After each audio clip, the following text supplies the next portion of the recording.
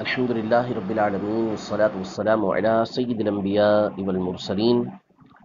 أما بعد فأعوذ بالله من الشيطان الرجيم بسم الله الرحمن الرحيم الصلاة والسلام عليك يا رسول الله وعلى آلك وأصحابك يا حبيب الله الصلاة والسلام عليك يا نبي الله وعلى آلك وأصحابك يا نور الله الحمدللہ عز وجل درس بخاری ہمارا جاری ہے۔ کتاب الایمان سے ہم احادیث طیبہ سن چکے، اب انشاءاللہ تبارک و تعالی کتاب العلم جو امام بخاری نے ذکر کی ہے صحیح بخاری کے اندر، اس کی احادیث طیبہ کے حوالے سے ہم سنیں گے، احادیث بھی سنیں گے اور اس کی تشریح بھی انشاءاللہ تبارک و تعالی سننے کی سعادت حاصل کریں گے۔ امام بخاری رحمۃ اللہ تعالی علیہ نے سب سے پہلے علم کی فضیلت پر دو آیت مبارکہ ذکر کی ہیں۔ پہلی آیت سورہ مجادلہ کی آیت نمبر 11 کہ اللہ تبارک و تعالی ارشاد فرماتا ہے یرفع اللہ الذین آمنوا منکم والذین اوتوا العلم درجات واللہ بما تعملون خبیر، یعنی اللہ تبارک و تعالی تم میں سے ایمان والوں کے درجات کو بلند فرمانے والا ہے، اور بالخصوص ان لوگوں کے کہ جو علم والے ہیں، اور اللہ تبارک و تعالی جو کچھ تم کرتے ہو اسے جاننے والا، اس کی خبر رکھنے والا ہے۔ تو اس میں اللہ تبارک و تعالی نے بالخصوص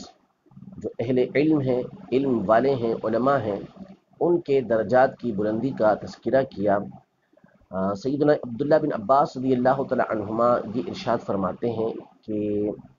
جنت میں ایک عام آدمی اور ایک عالم کے درمیان، علماء کے درمیان جو فرق ہوگا درجے کا، وہ 700 درجات کا فرق ہوگا، کہ اللہ تبارک و تعالی اتنا بلند مرتبہ علماء کو عام لوگوں کے مقابلے میں عطا فرمائے گا۔ دوسری آیت امام بخاری رحمۃ اللہ تعالی علیہ نے یہ ذکر کی جو سورہ طٰہٰ کی آیت نمبر 114 ہے، مشہور آیت ہے رب زدنی علما، اے میرے رب میرے علم میں اضافہ فرما۔ اس میں فضیلت اس طرح ہے کہ نبی کریم صلی اللہ تعالیٰ علیہ وآلہ وسلم کو اس بات کا آپ کے رب عز و جل نے حکم دیا کہ وہ رب کی بارگاہ میں اس بات کی دعا کریں کہ اللہ تبارک و تعالیٰ ان کے علم میں اضافہ فرمائے، اور یقیناً اللہ تبارک و تعالیٰ جس بات کا نبی کریم صلی اللہ تعالیٰ علیہ وآلہ وسلم کو حکم دے وہ انتہائی فضیلت کی حامل ہوگی، اسی لیے اللہ تبارک و تعالیٰ نے اس کا حکم دیا، ورنہ اللہ تبارک و تعالیٰ علم میں زیادتی کا حکم ارشاد نہ فرماتا کہ آپ اللہ کی بارگاہ میں علم میں زیادتی کی دعا کریں۔ اگر علم کی اہمیت نہ ہوتی تو اللہ تبارک و تعالیٰ کبھی بھی اس بات کا حکم ارشاد نہ فرماتا۔ ویسے تو علم کی بہت ساری قسمیں ہیں۔ علم ایک نور ہے کہ جو کوئی اس کے دائرے کے اندر آتا ہے وہ روشن ہو جاتا ہے، علم کے ذریعے سے بات بالکل واضح ہو جاتی ہے۔ علم دو طرح ہوتا ہے، ایک علم نافع ہوتا ہے، دوسرا علم غیر نافع ہوتا ہے۔ نبی کریم صلی اللہ تعالیٰ علیہ وآلہ وسلم اللہ تبارک و تعالیٰ کی بارگاہ میں جن چیزوں کا سوال کرتے تھے ان میں سے ایک یہ تھا کہ آپ اللہ کی بارگاہ میں علم نافع کا سوال کیا کرتے تھے، اور آپ جن چیزوں سے اللہ تبارک و تعالیٰ کی پناہ طلب کیا کرتے تھے ان میں سے ایک چیز یہ تھی کہ آپ علم غیر نافع سے اللہ تبارک و تعالیٰ کی پناہ طلب کرتے تھے، کہ علم غیر نافع سے ایسا علم کہ جو نفع دینے والا نہ ہو اس سے محفوظ رکھ، اور ایسا علم عطا فرما، ایسے علم کا میں تجھ سے سوال کرتا ہوں کہ جو نفع دینے والا ہو۔ علم نافع وہ کہ جو بندے کو راہ ہدایت پر گامزن کرے، جو اسے نبی کریم صلی اللہ تعالیٰ علیہ وآلہ وسلم کی سنتوں پر چلائے، نبی کریم صلی اللہ تعالیٰ علیہ وآلہ وسلم کا طریقہ اختیار کرنے کی اس کو سعادت حاصل ہو، اللہ تبارک و تعالیٰ کی رضا کے لیے اس علم کو حاصل کیا جائے، اس علم سے مقصود لوگوں کے اوپر تعلی کرنا، لوگوں کے اوپر روب و دبدبہ جمانا، لوگوں کے اوپر اپنی بڑائی جتانا یہ نہ ہو۔ اس علم سے اس کا مقصود علماء کی تجہیل کرنا، ان کو گھٹیا قرار دینا، ان سے بحث و مباحثہ کرنا، ان سے مناظرہ کرنا۔ اگر اس علم سے مقصود اس کا یہ ہے تو پھر وہ علم اس کو فائدہ دینے والا نہیں ہے۔ علم نافع وہ ہوتا ہے کہ جس سے بندے کو اللہ تبارک و تعالیٰ کی رضا حاصل ہوتی ہے، جو اس کو جنت کی راہ کی طرف لے کر جاتا ہے، اور علم غیر نافع وہ ہوتا ہے کہ جو بندے کو کسی طرح کا فائدہ نہیں دیتا، بلکہ ایسا علم یہ حجاب اکبر بن جاتا ہے، یعنی وہ علم جو ہے اس کو ہدایت کی راہ پر آنے سے روک دیتا ہے۔ عمومی طور پر وہ لوگ کہ جو اپنے طور پر کتابوں سے چیزیں حاصل کرنے کی کوشش کرتے ہیں اور کسی استاد سے پڑھتے نہیں، تو ان کے ساتھ اس طرح کے معاملات زیادہ پیش آتے ہیں کہ وہ اپنے طور پر کچھ چیزوں کو حاصل کر لیتے ہیں، پڑھ لیتے ہیں، تو وہ یہ سمجھتے ہیں کہ ہم عقل کل ہو گئے، اور نتیجہ یہ نکلتا ہے کہ پھر وہ دوسروں کی تجہیل کرنا شروع کر دیتے ہیں اور اپنے طور پر ایک نیا فرقہ بنا لیتے ہیں، ایک نئی ان کی تحریک چل پڑتی ہے، اور نتیجہ یہ نکلتا ہے کہ وہ خود بھی گمراہ ہوتے ہیں اور دوسروں کو گمراہ کرنا شروع کر دیتے ہیں۔ امت کا جو ہمیشہ طریقہ چلتا ہوا آیا ہوتا ہے اس سے روگردانی کرتے ہوئے امت کی ایک تعداد کو دوسری طرف لے جانے کی کوشش کرتے ہیں۔ تو بہرحال علم، یہ اللہ کی بارگاہ میں دعا کرنی چاہیے کہ اللہ تبارک و تعالی اور علم غیر نافع سے اللہ تعالی ہمیں محفوظ فرمائے۔ دوسرا، علم کی اور بھی بہت ساری اقسام کی گئی ہیں، اور علم کی جو فضیلت بیان کی گئی ہے یہ علم دین کی فضیلت احادیث کے اندر بیان کی گئی ہے۔ ہر علم کی یہاں پر فضیلت نہیں ہے۔ جو علم دین حاصل کرے تو اس کو یہ فضائل حاصل ہوں گے۔ ہاں، دنیاوی علم اگر وہ اس لیے حاصل کرتا ہے کہ اس کے ذریعے سے علم دین، جو اللہ تبارک و تعالیٰ کی تخلیقات ہیں، دین کا جو کام ہے وہ اچھی طریقے سے کر سکے گا، اس بنیاد پر اگر وہ دنیاوی علم حاصل کرتا ہے تو یہ اس کے لیے ایک اچھی نیت ہے جس پر اس کو فائدہ حاصل ہوگا۔ لیکن جو فضائل احادیث طیبہ میں، قرآن مجید فرقان حمید میں آئے ہیں، اس سے مراد علم دین ہے، دین کا علم حاصل کرنا ہے۔ امام بخاری رحمۃ اللہ تعالی علیہ نے کتاب العلم کے اندر، بخاری شریف میں، یہ علم حاصل کیسے کرنا چاہیے، علم حاصل کرنے کے آداب اور طور طریقے کیا ہیں، علم کے کون سا علم حاصل کرنا چاہیے، ان تمام چیزوں کو بیان کیا ہے۔ سب سے پہلا جو چیپٹر لے کر آئے ہیں امام بخاری رحمۃ اللہ تعالی علیہ، وہ یہ ہے کہ اگر کوئی شخص گفتگو میں مشغول ہے، بات کر رہا ہے، اگر اس دوران کوئی شخص اس سے سوال کرتا ہے تو اس کی مرضی ہے کہ چاہے اسے جواب دے یا اپنی بات کو مکمل کرنے کے بعد اس کی بات کا جواب دے۔ یعنی سوال کرنے کے آداب یہاں پر بیان کیے گئے ہیں کہ سوال کب کرنا چاہیے۔ ایسا نہیں کہ ہر موقع پر کسی سے سوال کرنا یہ درست ہو جائے گا۔ علم کا حصول یہ ایک اچھی بات ہے، علم کی حرص جو ہے یہ ایک اچھی بات ہے، لیکن آپ جن سے سوال کر رہے ہیں ان کی کیفیت کو بھی پیش نظر رکھنا، ان کی حالت کو بھی پیش نظر رکھنا، یہ انتہائی ضروری ہے۔ ایسا نہ ہو کہ وہ عجلت کے اندر ہوں، وہ نیند کے اندر ہوں، وہ پریشانی کے اندر ہوں، اور آپ ان سے سوالات کر رہے ہوں، نتیجہ یہ نکلے کہ وہ آپ کو کچھ سے کچھ بتا دیں۔ تو یہ ایک طرح سے ادب بیان کیا امام بخاری نے یہ چیپٹر باندھ کر اور یہ حدیث لا کر۔ حدیث یہ ہے کہ حضرت سیدنا ابو ہریرہ رضی اللہ تعالی عنہ روایت کرتے ہیں، فرماتے ہیں کہ بینما النبی صلی اللہ علیہ وسلم فی مجلس یحدث القوم جاءہ اعرابی، یعنی نبی کریم صلی اللہ تعالی علیہ وسلم ایک دن مجلس میں تشریف فرما تھے اور لوگوں سے گفتگو فرما رہے تھے، اتنے میں ایک اعرابی یہ حاضر خدمت ہوئے، فقال متی الساعہ، حضور علیہ السلام گفتگو فرما رہے تھے، اسی دوران انہوں نے کہا کہ قیامت کب آئے گی۔ نبی کریم صلی اللہ تعالیٰ علیہ وآلہ وسلم اپنی گفتگو کو جاری رکھے رہے، آپ آگے گفتگو کرتے رہے، اس اعرابی کے سوال کا جواب نہیں دیا۔ اب بعض لوگ جو تھے وہاں بیٹھے ہوئے، انہوں نے کہا کہ نبی کریم صلی اللہ علیہ وسلم نے ان کی بات تو سن لی ہے، لیکن ان کے سوال کو نبی کریم صلی اللہ علیہ وسلم نے ناپسند کیا ہے۔ اور بعض نے یہ کہا کہ حضور علیہ السلام نے ان کی بات کو سنا ہی نہیں ہے، اس لیے ان کی بات کا جواب نہیں دیا۔ پھر جب نبی کریم صلی اللہ تعالیٰ علیہ وسلم اپنی گفتگو کو پورا کر چکے، آپ نے اپنی بات پوری کر لی، تو اس کے بعد ارشاد فرمایا این اراہ السائل عن الساعہ، یعنی وہ جو قیامت کے بارے میں سوال کر رہا تھا وہ کہاں ہے؟ تو اس نے کہا کہ ہا انا یا رسول اللہ صلی اللہ تعالیٰ علیہ وسلم، یعنی یا رسول کریم صلی اللہ علیہ وسلم نے اس کے سوال کا جواب دیا۔ تو اس سے جواب کیا ہے میں کرتا ہوں، اس سے یہ معلوم ہوا کہ اگر کوئی شخص گفتگو میں مشغول ہے، وہ اپنی بات کر رہا ہے کسی سے، اس دوران اگر کوئی سوال کرتا ہے اور اس کو گفتگو کرنے والا جواب نہیں دیتا، تو پھر جس نے سوال کیا ہے اس کو برا نہیں ماننا چاہیے کہ اس نے بے موقع سوال کیا ہے، سامنے چاہیے تھا، پورا ہونے دینا چاہیے تھا، اس کی بات تمام ہو جاتی، مکمل ہو جاتی، اس کے بعد پھر اس کو سوال کرنا چاہیے تھا۔ نبی کریم صلی اللہ تعالیٰ علیہ وسلم نے اس کے سوال کا جواب دیا کہ قیامت کب آئے گی۔ آپ نے ارشاد فرمایا فَإِذَا ضُيِّعَتِ الْأَمَانَةُ فَانْتَظِرِ السَّاعَةَ، جب امانت کو ضائع کر دیا جائے تو پھر تو قیامت کا انتظار کر۔ اس اعرابی نے پھر سوال کیا کیف اضاعتها، اس امانت کا ضائع کرنا کیسے ہوگا؟ تو نبی کریم صلی اللہ تعالیٰ علیہ وآلہ وسلم نے ارشاد فرمایا اذا وسد الامر الى غیر اہلہ فانتظر الساعة، جب کام، جب معاملہ، جب منصب ایسے کو سپرد کر دیا جائے کہ جو اس منصب کا اہل نہ ہو تو تم قیامت کا انتظار کرو۔ یعنی جس کا کام نہیں تھا، جس کا منصب نہیں تھا،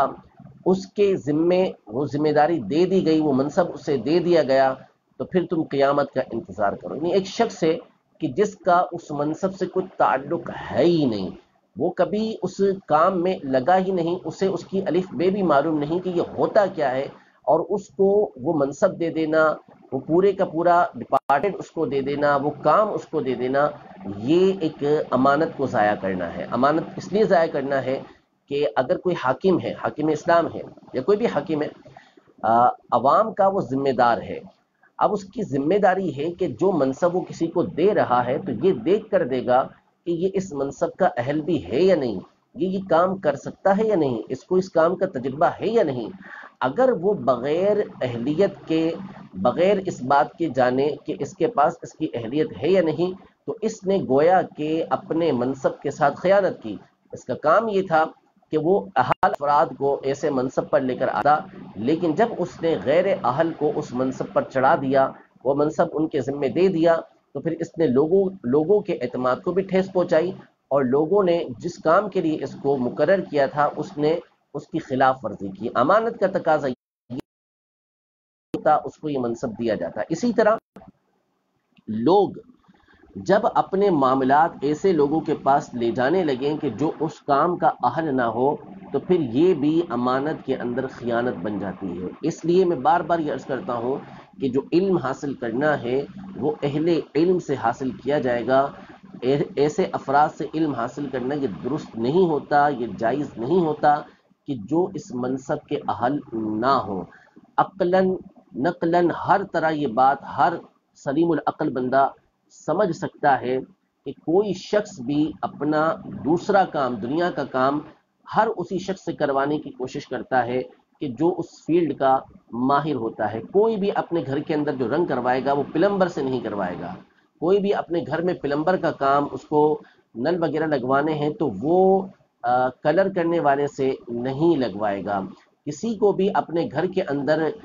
کسی بھی طرح کا ایسا کام کروانا ہے کہ جو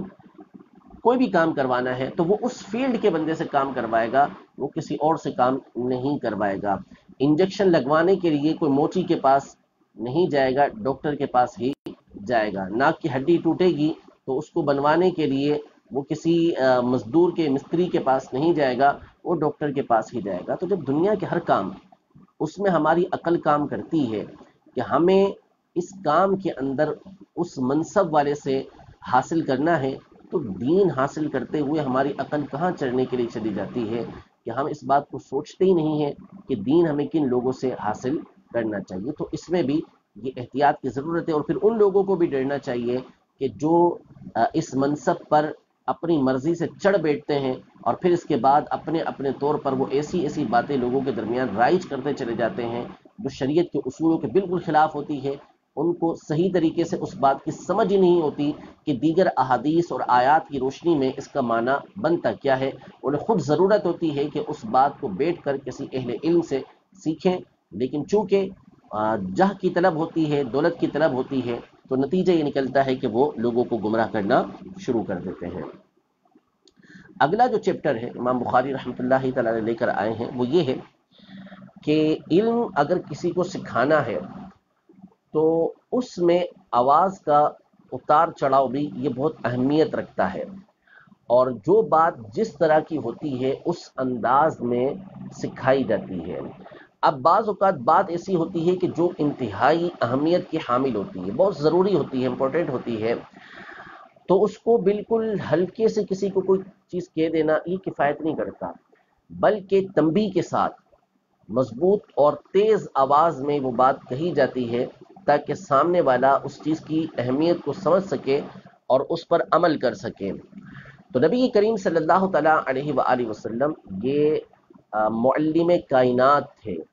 آپ بخوبی جانتے تھے کہ لوگوں کو کس انداز میں سمجھانا ہے، اور آپ سے بڑھ کر، آپ سے بہترین استاد یہ پوری کائنات کے اندر کوئی آیا ہی نہیں ہے۔ سب سے اچھا ادب سکھانے والے، سب سے اچھا علم سکھانے والے ہمارے آقا علیہ الصلوۃ والسلام تھے، جہاں جس انداز کو بہتر سمجھتے تھے اس انداز میں لوگوں کو سمجھایا کرتے تھے۔ تو بعض اوقات اپنی آواز کو یہ علم سکھاتے ہوئے بلند کرنا پڑتا ہے، آواز کو اونچا کرنا پڑتا ہے تاکہ سامنے والا بات کو اچھی طریقے سے سمجھے اور اس پر عمل کرے۔ حضرت عبداللہ بن عمرو رضی اللہ تعالی عنہما یہ فرماتے ہیں، تخلف عنا النبی صلی اللہ تعالی علیہ وسلم فی سفرۃ سافرناها، یعنی ہم نبی کریم صلی اللہ تعالی علیہ وآلہ وسلم کے ساتھ ایک سفر میں تھے، تو ہم لوگ آگے بڑھ گئے اور نبی کریم صلی اللہ تعالی علیہ وسلم ابھی پیچھے تشریف فرما تھے۔ فأدرکنا وقد ارحقنا الصلاة وقد ارحقنا الصلاة ونحن نتودع، یعنی نبی کریم صلی اللہ تعالی علیہ وآلہ وسلم جب ہم تک پہنچے تو اس وقت نماز کا وقت ہو چکا تھا اور ہم لوگ وضو کر رہے تھے۔ فجعلنا نمسح على ارجلنا، اور ہم اپنے پاؤں پر ہلکا ہلکا پانی بہا رہے تھے، ہلکا ہلکا پانی بہا رہے تھے، یعنی صحیح طریقے سے ابھی ایڑیاں دھل نہیں رہی تھی۔ حضور علیہ الصلوۃ والسلام وہاں پہنچ چکے تھے، تشریف لا چکے تھے، آپ نے ہمیں ملاحظہ کیا تو فنادى بأعلى صوته ويل للعقاب من النار مرتين او ثلاثا، یعنی نبی کریم صلی اللہ تعالی علیہ وآلہ وسلم نے بلند آواز سے یہ پکارا، تمام کو مخاطب کیا کہ ایڑیوں کے لیے، پیچھے کا جو حصہ ہوتا ہے پاؤں کا ایڑی، اس کے لیے عذاب کی وعید ہے، اس کے لیے عذاب کی وعید ہے، اس کے لیے عذاب کی وعید ہے۔ 3 مرتبہ بلند آواز سے نبی کریم صلی اللہ علیہ وسلم نے یہ بات ارشاد فرمائی، یہ 2 مرتبہ ارشاد فرمائی۔ مقصد یہ تھا کہ آپ لوگ پاؤں پر اچھی طریقے سے پانی نہیں بہا رہے، اس وجہ سے یہ خشک رہ رہی ہیں، لہذا اپنے پاؤں پر اچھی طرح سے پانی بہاؤ۔ تو یہ چونکہ تنبیہ کرنی تھی، سمجھانا تھا، اب اس میں آہستہ سے نبی کریم صلی اللہ تعالیٰ علیہ وآلہ وسلم کہہ دیتے تو ہو سکتا ہے کہ بعض لوگوں تک آواز ہی نہ پہنچتی، تو نبی کریم صلی اللہ تعالیٰ علیہ وآلہ وسلم نے بلند آواز میں یہ بات ارشاد فرمائی۔ علم سکھانے کا ایک ذریعہ، ایک طریقہ یہ ہوتا ہے کہ سامنے والے سے سوال کیا جائے، یعنی ایک ہے کہ میں آپ کے سامنے مسلسل بیان کر رہا ہوں، ظاہر ہے کہ ہاں تو میں عذر ہے میرا کہ میں نے آپ سے کوئی سوال تو میں کر نہیں سکتا براہ راست اس طریقے سے، تو بعض اوقات اس کا طریقہ کار یہ ہوتا ہے جس کو تھرو کویسچن کہتے ہیں، کہ کسی کے ذہن کے اندر اگر کوئی بات اچھی طریقے سے بٹھانی ہے تو اس سے سوال کر لیا جائے۔ اب اسے نہیں آتا، لیکن جب ہم اس سے سوال کریں گے تو نتیجہ یہ نکلے گا کہ وہ اس میں غور و فکر کرے گا، سوچے گا کہ اس کا جواب کیا ہو سکتا ہے، تو اس کی ساری توجہ اس کی طرف رہے گی، اور پھر اس کے بعد جب ہم اس کا جواب اس کو بتائیں گے تو ہمیشہ کے لیے اس کے ذہن کے اندر وہ جواب بیٹھ جائے گا۔ یہ ایک جدید اصطلاح بھی ہے، جو طریقہ کار ہے نیا جدید، اس کو کہتے ہیں کہ یہ ٹیکنیک ہے سکھانے کی۔ نبی کریم صلی اللہ تعالیٰ علیہ وسلم وہ معلم کائنات ہیں کہ یہ 1400 سال پہلے یہ طریقہ کار اپنی کئی احادیث طیبہ میں بیان کر چکے ہیں کہ سامنے والے کو سمجھانے کے لیے براہ راست اسی سے سوال کر لیا جائے، پھر اس کے بعد اگر وہ جواب پر نہیں پہنچ پاتا تو اس کو جواب دے دیا جائے۔ حضرت عبداللہ بن عمر رضی اللہ تعالی عنہما یہ روایت کرتے ہیں کہ نبی کریم صلی اللہ تعالیٰ علیہ وآلہ وسلم نے یہ ارشاد فرمایا کہ ایک درخت ایسا ہے کہ جس کے پتے نہیں گرتے اور اس کی مثال مومن کی مثال ہے۔ حدثونی ماہیہ، مجھے ذرا بتاؤ تو یہ کون سا درخت ہے۔ حضرت عبداللہ بن عمر رضی اللہ تعالیٰ عنہما فرماتے ہیں کہ لوگ جو ہے وہ مختلف درختوں کے بارے میں جواب دینے لگے، فلاں درخت فلاں درخت فلاں درخت۔ میرے دل کے اندر یہ بات آ گئی تھی کہ یہ جو درخت ہے یہ کھجور کا درخت ہے، لیکن مجھے حیا محسوس ہوئی. یعنی لوگ بتا رہے تھے کہ فلاں درخت فلاں درخت فلاں درخت، کوئی کھجور کا درخت نہیں بتا رہا تھا، لیکن میرے دل کے اندر یہ بات آ چکی تھی کہ یہ کھجور کا درخت ہے. نبی کریم صلی اللہ علیہ وسلم نے یہ فرمایا تھا کہ اس کی مثال یہ مومن کی مثال ہے. تو میں نے اس بات سے حیا کی. حیا کیوں کی؟ اس لیے کہ دیگر احادیث طیبہ کے اندر یہ موجود ہے کہ آپ اس وقت چھوٹے تھے، اور اس مجلس کے اندر خود آپ کے والد گرامی حضرت سیدنا عمر بن خطاب رضی اللہ تعالیٰ عنہ اور حضرت سیدنا ابو بکر صدیق رضی اللہ تعالیٰ عنہ موجود تھے. تو دونوں وہاں پر موجود تھے اور بڑے بڑے صحابہ تھے. تو مجھے حیا محسوس ہوئی کہ یہ لوگ جواب نہیں دے رہے تو میں کیسے جواب دے دوں. تو آپ خاموش رہے. پھر نبی کریم صلی اللہ تعالیٰ علیہ وآلہ وسلم نے خود ارشاد فرمایا کہ ہی النخلۃ. جب صحابہ کرام علیہ رضوان نہیں پہنچ پائے تو انہوں نے عرض کیا رسول اللہ آپ بتا دیں. تو نبی کریم صلی اللہ تعالیٰ علیہ وسلم نے ارشاد فرمایا کہ وہ کھجور کا درخت ہے.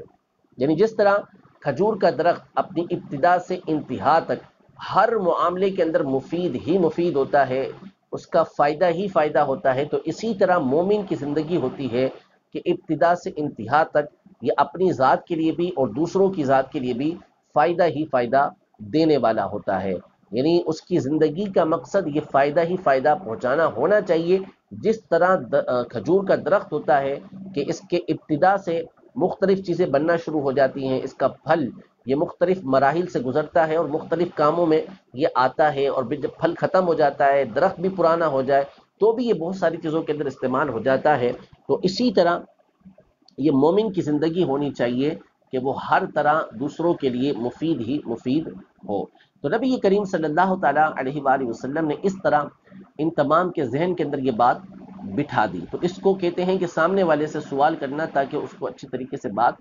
یاد ہو جائے. حضرت عبداللہ بن عمر رضی اللہ تعالیٰ عنہما جب اپنے والد گرامی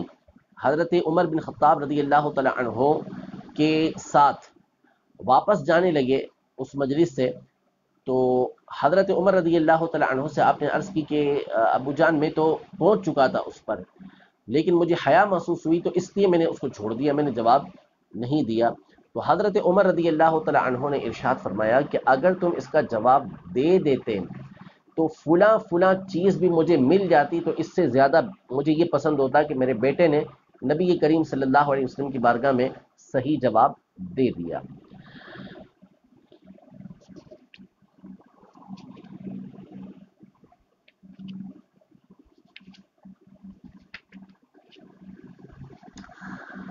جب کوئی بندہ علم حاصل کرنے کے لیے کسی استاذ کے پاس جاتا ہے، اس کی جو مجلس ہوتی ہے، اس کا جو درجہ اس کی کلاس ہوتی ہے،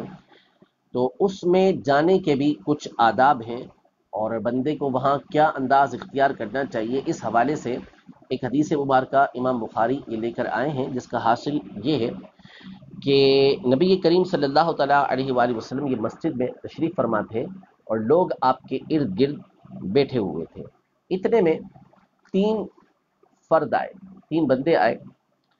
ان میں سے دو تو نبی کریم صلی اللہ تعالیٰ علیہ وآلہ وسلم کی طرف آ گئے اور ایک واپس لوٹ گیا. پھر یہ دونوں کے دونوں مجلس کے پاس آئے، یعنی بالکل انتہا پر پہنچے مجلس کی، جو آپ کی صحابہ اکرام علیہ رضوان بیٹھے ہوئے تھے وہاں پہنچے. تو ان میں سے ایک نے یہ دیکھا کہ آگے جگہ موجود ہے تو وہ اس جگہ میں آ کے بیٹھ گئے، جبکہ دوسرے نے حیا کرتے ہوئے کہ میں کیسے آگے جاؤں، وہ وہیں پہ جہاں پر اختتام تھا وہیں بیٹھ گئے. وہاں بیٹھ کے نبی کریم صلی اللہ تعالیٰ علیہ وآلہ وسلم کی باتیں سننے لگے اور وہ جو تیسرے شخص تھے وہ تو واپس لوٹ گئے. نبی کریم صلی اللہ تعالیٰ علیہ وسلم نے اس بات کو ملاحظہ فرما لیا تھا. جب آپ کی بات تمام ہوئی، مکمل ہوئی، تو آپ نے ارشاد فرمایا کہ میں تمہیں تین طرح کے افراد کے بارے میں نہ بتاؤں، یعنی جو تینوں فرد آئے تھے ان کے بارے میں بتاؤں. تو پھر آپ نے ارشاد فرمایا کہ ان میں سے ایک وہ تھا کہ فَأَوَا إِلَى اللَّهِ فَآوَاهُ اللَّهُ، جس نے اللہ کی پناہ طلب کی، اللہ کی پناہ طلب کی تو اللہ تعالیٰ نے اس کو پناہ عطا فرمائی. یعنی پہلا شخص تھا کہ جس نے دیکھا کہ نبی کریم صلی اللہ تعالیٰ علیہ وآلہ وسلم کی مجلس میں آپ کی بارگاہ میں جگہ موجود ہے تو وہ اس جگہ کے قریب آ گیا. تو گویا کہ جس نے نبی کریم صلی اللہ تعالیٰ علیہ وآلہ وسلم کی بارگاہ میں پناہ لی اس نے اللہ تبارک و تعالیٰ کی پناہ لی. جو اس در پہ آیا وہ گویا کہ اللہ تبارک و تعالیٰ کے در پر پہنچ گیا نبی کریم صلی اللہ تعالیٰ علیہ وآلہ وسلم نے ارشاد فرمایا کہ جس نے اللہ کی پناہ لی اللہ نے اس کو پناہ عطا فرمائی. یہ پہلے شخص کا معاملہ تھا.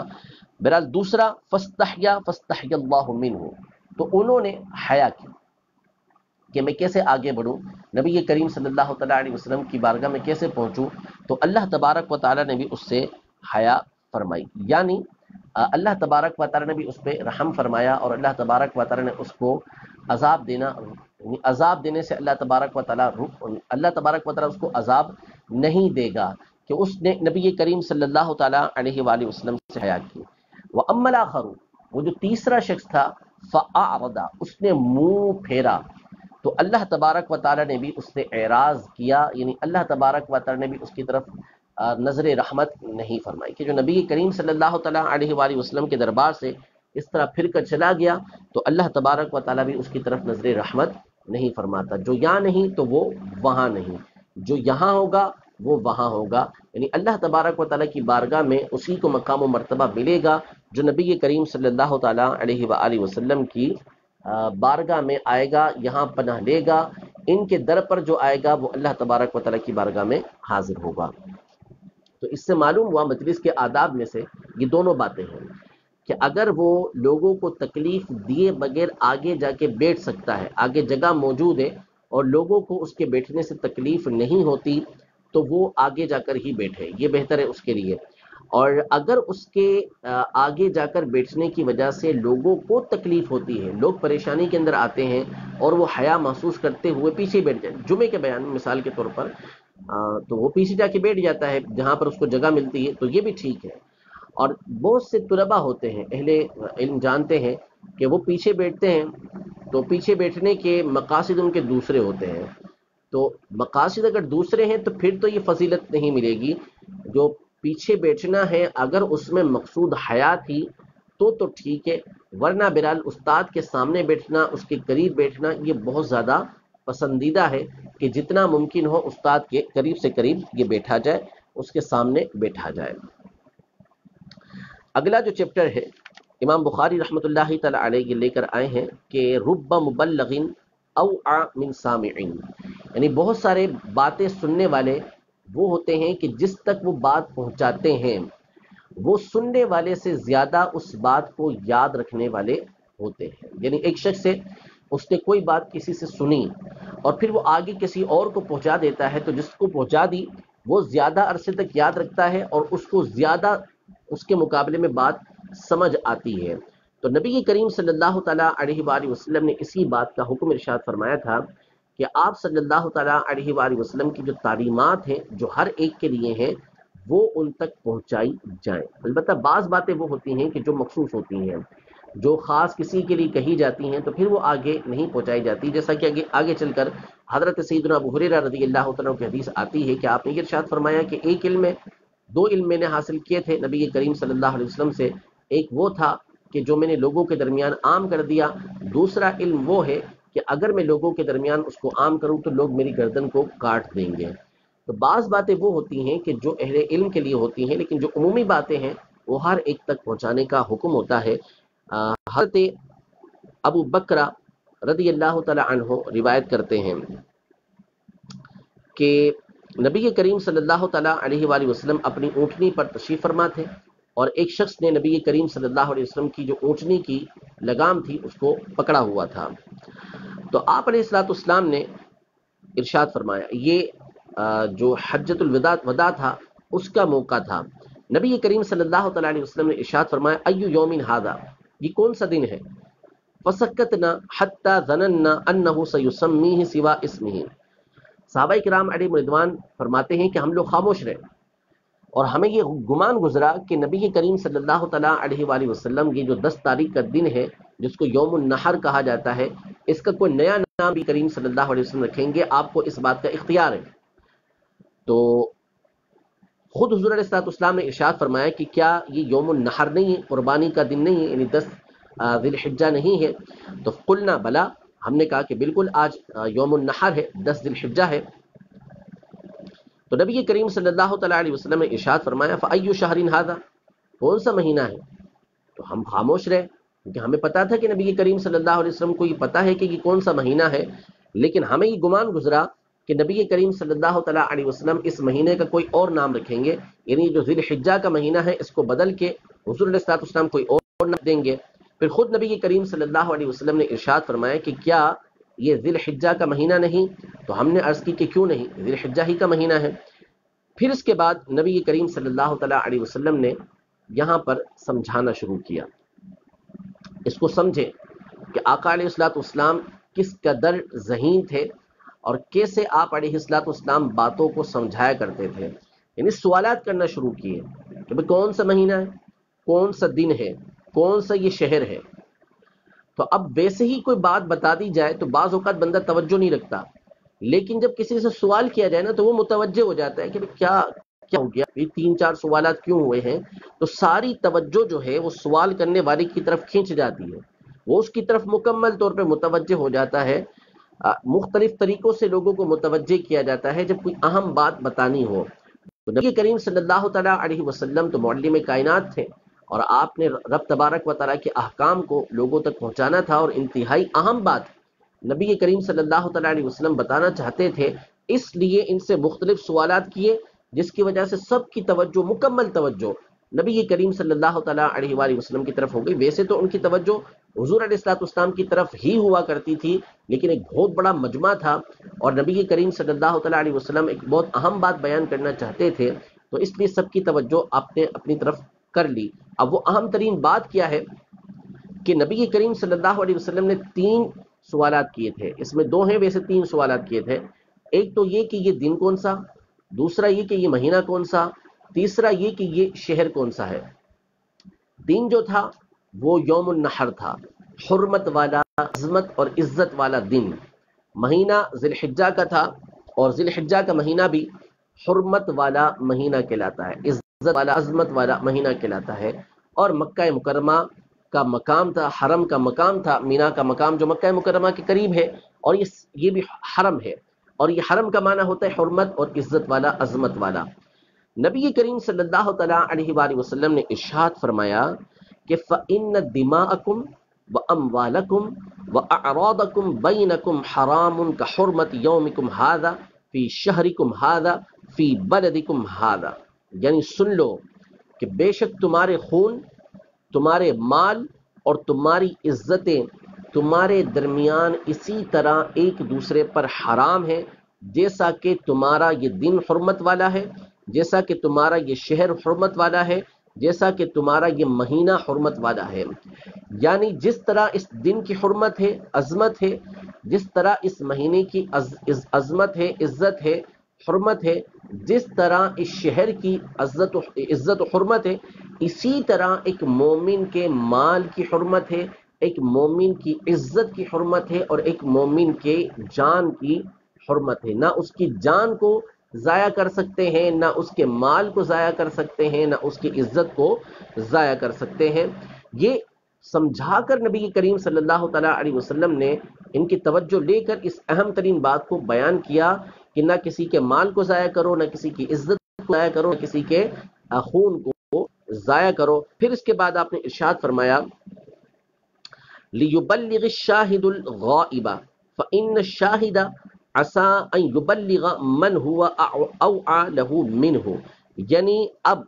تم میں سے جو حاضر ہیں انہیں چاہیے کہ جو یہاں پر حاضر نہیں ان تک بات کو پہنچا دے، کیونکہ ممکن ہے کہ جس تک وہ بات کو پہنچائے گا وہ اس سے زیادہ اس کی بات کو یاد رکھنے والا ہوگا، اس سے زیادہ اس کی بات کو سمجھنے والا ہوگا۔ تو جب کوئی بات سنے اور ایسی ہو کہ جو دوسروں تک پہنچائی جا سکتی ہے تو ضرور دوسروں تک وہ بات پہنچانی چاہیے۔ اور بھی بہت ساری احادیث طیبہ امام بخاری رحمۃ اللہ تعالیٰ علیہ اس حوالے سے لے کر آئے ہیں، انشاءاللہ تبارک و تعالیٰ مزید اپنے اگلے سلسلے کے اندر ان احادیث طیبہ کو ہم بیان کریں گے۔ رب تبارک و تعالیٰ ہم سب کو اس سلسلے کی بھی برکتیں عطا فرمائے، آمین بجاہ النبی الامین صلی اللہ تعالیٰ علیہ وآلہ وسلم۔